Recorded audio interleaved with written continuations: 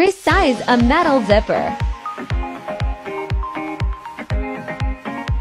First, mark your zipper, then take the top stops off and set them aside for later.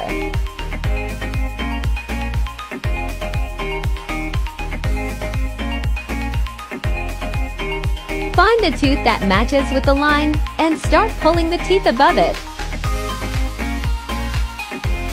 Use needle nose pliers to pull out about 1 to 1.5 inches of teeth.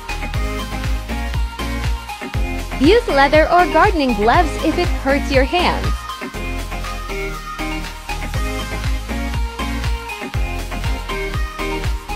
Pull teeth from both sides.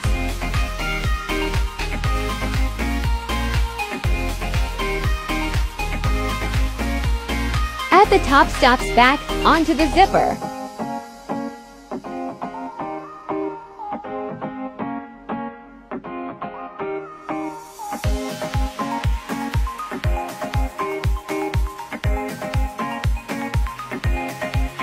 Zip up the zipper, tighten the top stops if you need to.